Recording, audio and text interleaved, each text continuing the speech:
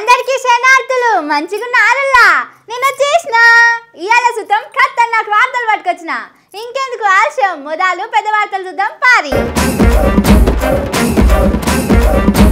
రైతుల ఫోన్లు అనలేదు టింగ టింగ రైతు బంధు పైసలు ఎయ్యరా ఇంగా మానగండం లెక్క మారిన హాస్టల్లు ఇంటికి తీసుకుపోతామంటున్న అమ్మ నాయనలు మహిళ ప్రశ్నలకు సామెలన్న తెల్ల ముఖం సప్పుడు ఏకబట్టిండు ఇంటి ముఖం రేవంతం సారు తెస్తుండు కొత్త అప్పుదేక పాలన అవుతుందా ఇప్పుడు చెప్పు టెక్నాలజీ చేసింది ఇచ్చంత్రం గాల్లలేసింది డ్రోన్ విమానం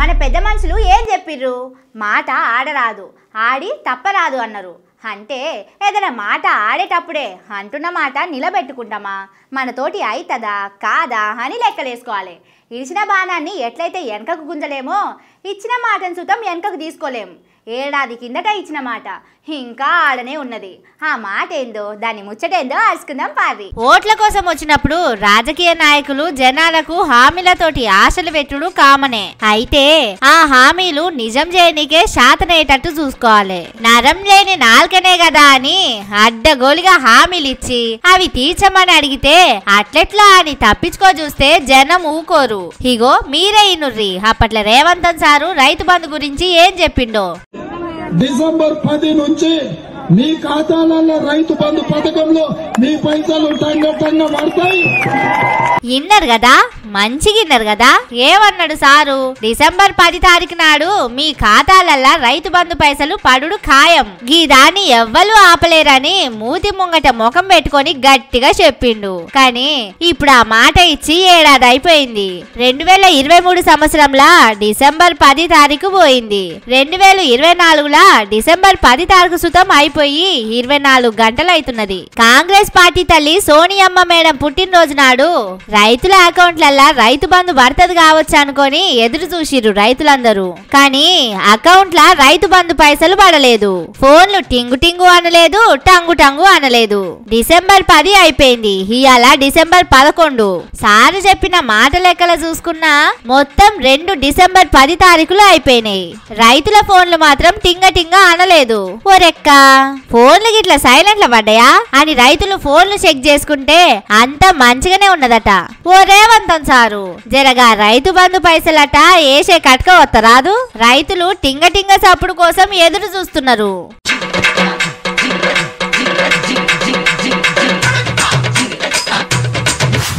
అవునుల్లా నాకు ఒక డౌటు ఇప్పుడు మనోళ్ళు ఎవరైనా దావకారులో ఉన్నారనుకోర్రి ఏం చేస్తాం పోయి మందలిస్తాం ఏం కాతి మేమంతా లేమా అని ధైర్యం చెప్పి వస్తాం కానీ తెలంగాణలో ఇప్పుడు కొత్తగా రూల్ పెట్టినట్టున్నారులా కడుపులో పుట్టిన పిల్లలు పానం ఖరాబై దావకార్ల పడితే చూడనీకే పోనీయకుండా పోలీసు వాళ్ళు అడ్డుకుంటున్నారు ఇదేం రూల్ పెట్టిరే రాములా పట్టి లేనోన్ని పట్టి పల్లకిల కూసోబెడితే ఆడు లేచి పెంటగడ్డెక్కిందట అని ఓ శాస్త్రం ఉన్నది తెలంగాణలా అయితే హాస్టల్ పిల్లల ముచ్చట సుతం గిట్లనే అవుతున్నది రోజుకో జాగల సర్కారు హాస్టళ్లు వార్తలకు ఎక్కుతనే ఉన్నది ఒకప్పుడేమో సర్కారు హాస్టళ్ల పిల్లలు గిది సాధించిర్రు ఫలానా వస్తువు కనిపెట్టిర్రు అని పేరెళ్ళేది కానీ ఏడాది సంధి అదంతా ఉల్టా ఫల్టా అయింది సర్కారు హాస్టళ్ల పిల్లగాన్లకు పురుగుల బువ్వ తిని కక్కుకున్న పిల్లలు దావకాన్ల పాలు అనే వార్తలే ఎక్కువ అవపడుతున్నాయి అయితే నిన్న సీఎం రేవంతం సారుల సొంత జాగా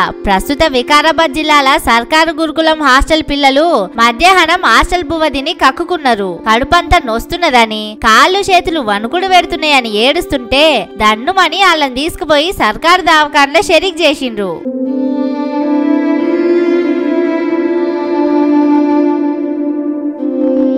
వాళ్లకు కింది మీదకున్నదని హాస్టల్నే హెల్త్ క్యాంప్ పెట్టి డాక్టర్లు అన్ని చెకప్లు చేస్తున్నారు ఈ ముచ్చట పిల్లగాళ్ల తల్లిదండ్రులకు తెలిసింది కన్నపేగాయే ఊకుంటదా అప్పటికప్పుడు పిల్లగాళ్ల అమ్మా నాయనలందరూ హాస్టల్ కాడికి వచ్చిర్రు మా పిల్లగాళ్లను చూపిర్రి వాళ్ళకేమైంది మీ హాస్టల్ వద్దు ఏమొద్దు మా పిల్లలను మేం తీసుకుపోతాం అని తల్లిదండ్రులు దావకాన లోపలికి పోతుంటే పోనీయకుండా ఆపిర్రు ఓషిని ఇచ్చంత్రం పాడుగాను పానం ఖరాబ్ చేసి పిల్లలను దావకాల పాలు చేసిరేగాక చూడవైన తల్లిదండ్రులను పోనీయకపోవడు ఏంది అని పిల్లల తల్లిదండ్రులు మస్తు కోపమైతున్నారు. గిదేం జబర్దస్తి, మా పిల్లగాళ్లను చూసుకునే హక్కు మాకున్నది, అందుట్లో వాళ్లకు పానం బాగలేదని తెలిసింది, మీరెందుకు పోనిస్తలేరు అని పోలీసుల మీద పిల్లల అమ్మా నాయనలు మస్తు కోపానికి వస్తున్నారు. ఓ రేవంతన్ సారు, మీ అద్భుతమైన ఏలువడిలా అటు చదువుల శాఖ ఇటు పోలీసుల శాఖ రెండు దగ్గర పెట్టుకొని గీ తీర్ఘ మార్పు తీసుకొస్తున్నావా?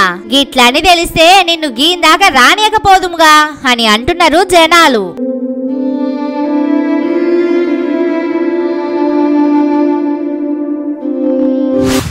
నిలదీసుడు అంటే తెలుసా మీకు? ఎప్పుడన్నా డైరెక్ట్గా చూసిరా?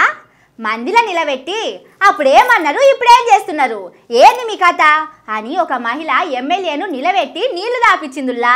ఇగో కావాలంటే మీరు సుతం చూడుర్రి. 2 లక్షలు మాయపడినారు కదా, మరి అన్నప్పుడు మాట అంటున్నప్పుడే ఉండాలి అని చేయలేదు. చేయకపోతే ఈ జనం పట్టుకోలేక పడలేక అని ఉంది. చేస్తేనేమో చెయ్యి, లేకపోతే నువ్వు 2 అన్నావు, 2 చెయ్యి, 2 2.5 3 చెయ్యకు, పై చెయ్యకు.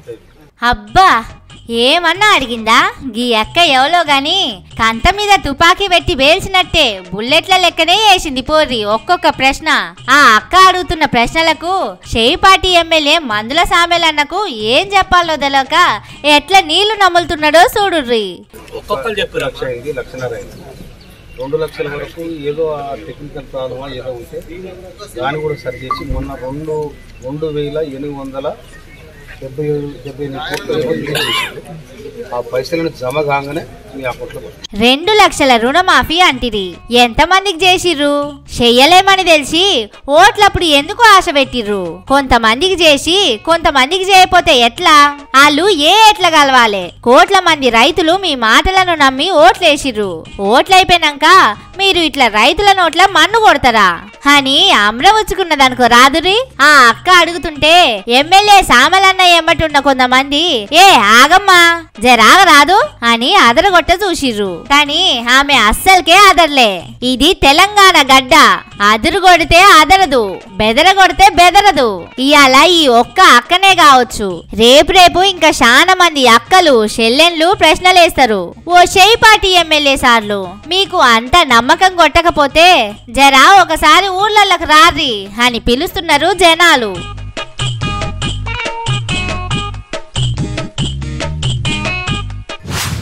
ఎదుటోళ్ళ మీద వేయమంటే ఎన్ని నిందలన్నా వేయొచ్చు, నిప్పులు మీద చల్లొచ్చు, కానీ అదే ఓజను మనం మోసేటప్పుడు తెలుస్తుంది అసలు కదా ఎట్లుంటుందో.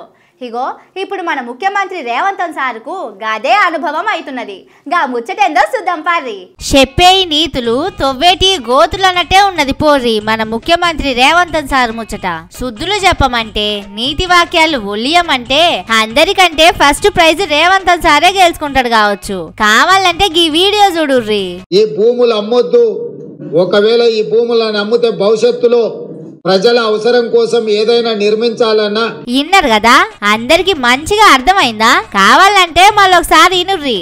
ఈ భూములు అమ్మొద్దు, ఒకవేళ ఈ భూములను అమ్మితే భవిష్యత్తులో ప్రజల అవసరం కోసం ఏదైనా నిర్మించాలన్నా. అది సారు చెప్పిన ముచ్చట. పథకాలని సోకులని సర్కారు భూములు అమ్ముకుంటే ఆఖరికి బొందల గడ్డ సుతం మిగలదట. నిజం చెప్పాలంటే సారు చెప్పింది మంచి మాటనే, కానీ పథకాలు అమలు చేయనికే సర్కారు ఖర్చులకు ఖజానాల పైసలు అయిపోయినాయట. సర్కారును ఎట్లా నడపాలనో సార్కు అర్థమైతలేదట. చేతిలో 1 రూపాయి లేకుండా అయిందట. అందుకే భూములు తాకట్టు పెట్టి పైసలు తెస్తేందుకు ఉపాయం చేస్తున్నాడు. మొన్ననే ఒక మాట చెప్పిండు కదా, సంక్రాంతి పండుగ వెళ్ళినాక రైతులకు రైతు బంధు వేస్తా అని. ఆ పైసల కోసం కోకాపేటలో ఉన్న 400 ఎకరాల సర్కారు భూమును కుదబెట్టి 10,000 కోట్లు తీసుకొస్తాడట. ఏడాదికి 10% మిత్తి కింద గీ అప్పు పుట్టిస్తున్నాడు సారు. ఇప్పటికే మాట ముచ్చట అంతా అయిపోయిందట. ఐసిఐసిఐ బ్యాంకోళ్ళు ఆ భూములను పెట్టుకొని అప్పు ఇస్తున్నారట. అదేదో గాని రేవంతన్ సారు అప్పట్లో ఊకే కేసీఆర్ సారును అనేటోడు అప్పులు తెస్తుండని. మొన్నటిదాకా సుతం కేసీఆర్ సార్ తెచ్చిన అప్పులకు మిత్తి కడుతున్నాని ఏవేవో కాయిదాలు చూపించి లెక్కలు చెప్పిండు. కానీ ఇప్పుడు ముఖ్యమంత్రి కుర్చీలో కూసున్నాక అన్నిటికీ అప్పులకే పోతున్నాడు పాపం. ఓ రేవంత్ సారు ప్రజాపాలన అని చెప్పి గింతగనం అప్పులు కుప్పబోస్తివి అని రేపు జనాలు మిమ్మల్ని తిట్టిపోగల్లా, జర చూసుకోర్రి.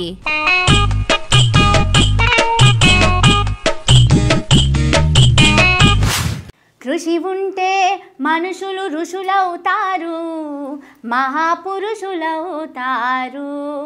తరతరాలకు తరగని వెలుగవుతారు, ఇలవేలుపులవుతారు. ఓ సినిమాలా ఎన్టీ రామారావు పాడతాడు ఈ పాట. నిజంగా నుల్లా ఏదన్నా సాధించాలి అని పట్టుబడితే సాధించి చూపించచ్చు. ఒక పిల్లగాడు గిట్లనే గట్టిగా పట్టుబట్టి డ్రోన్ విమానం తయారు చేసిండు. చూద్దాం పారి హరి ఎట్లుంటదో. ఉపాయం ఉన్నోడు ఉపాసం ఉండు అంటారు కదా, గా మాటనైతే వాస్తవముల్లా. చిన్న ఐడియా చాలు ఒక్కొక్కసారి బతుకులనే మార్చి పడేస్తది. ఇగో గిటు చూడుర్రి, ఈ పిల్లగాడు ఏం చేస్తున్నాడో. ఏదో బండి లెక్కున్నది కదా, ఇంతకు అదేంటిదో తెలుసా? గాలిలో మనిషిని మోసుకుంటే ఎగిరే డ్రోను. మనం ఇప్పటిదాకా గాలిలో మనుషులను తీసుకుపోయే విమానాలు, హెలికాప్టర్లనే చూసినాం. అయితే మధ్యప్రదేశ్ లా 12వ తరగతి చదువుతున్న ఈ పిల్లగాడు మనిషిని మోసే డ్రోన్ తయారు చేసిండు. ఇంతకు ఈ పిల్లగాని పేరు చెప్పలే కదూ, మేధాంశ్ త్రివేది. అబ్బా పిల్లగాని ధమాక్కి ఆ పేరుకి మస్తు సూట్ అయింది పోర్రి. అయితే గీ బుడ్డ మేధావి ఈ మనిషిని మోసే డ్రోన్ తయారు చేసేందుకు 5 ఏండ్లు కష్టపడ్డాడట. మనిషి దీంట్లో కూర్చొని 7 కన్నా పోవచ్చునట. గంటకు 60 కిలోమీటర్ల స్పీడ్ తోటి 80 కిలోల బరువున్న మనిషిని మోస్తదట ఈ డ్రోన్ విమానం. అన్నట్టు ఈ డ్రోన్ విమానానికి మేధాంశ్ ఒక పేరు సుత పెట్టిండు, MLDT-1 దీని పేరు. ఈ దాన్ని తయారు చేయనికే 3-4 లక్షలు ఖర్చయినాయట.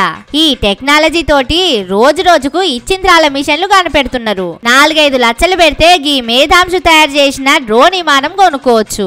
సొంతంగా హెలికాప్టర్లు విమానాలు కొనుక్కోలేనోళ్ళు ఒక్కల మందం ఈ డ్రోన్ విమానం కొనుక్కోవచ్చు. మొత్తానికి ఈ బాల మేధావి మంచి ఉపాయం చేసిండు కదా.